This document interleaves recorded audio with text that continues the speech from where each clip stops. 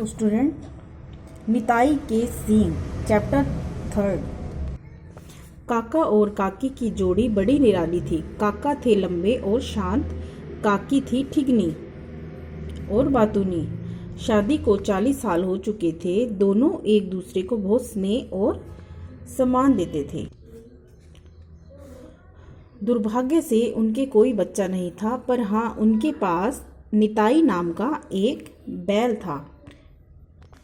वे निताई से बहुत प्यार करते थे और दोनों उसकी देखभाल मिलजुल कर किया करते थे।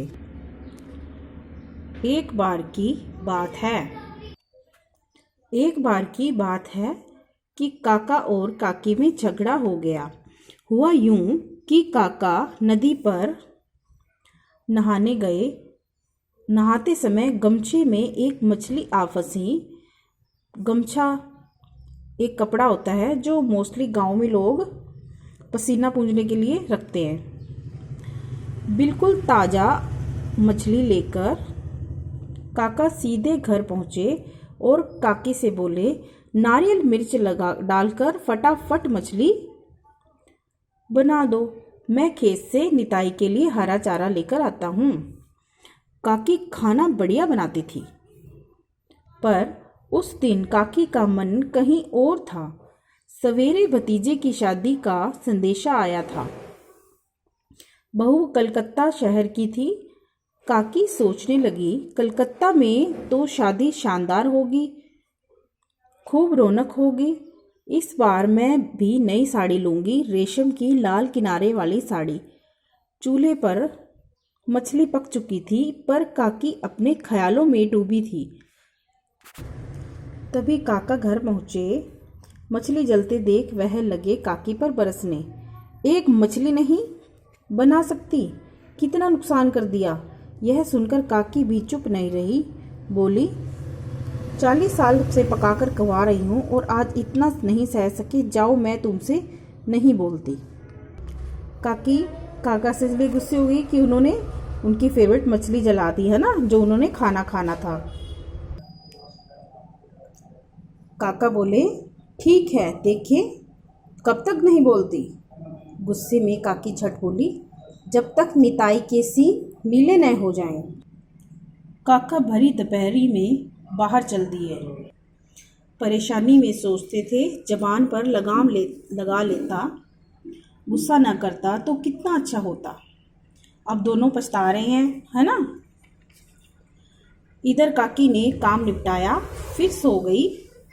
उठी तो शाम हो चुकी थी, पर गुस्सा तो अभी भी था। रात होने तक दिमाग ठंडा हुआ। काकी सोचने लगी, ये मैंने क्या कर दिया। निताई के सींग कभी भी नीले नहीं होंगे।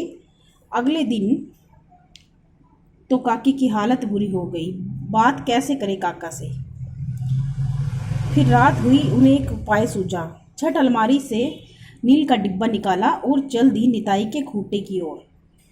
अब बच्चों, काकी ने क्या किया कि जो नील का डिब्बा था नीले रंग से, उसने बैल के सींग थे जो, वो रंग दिए।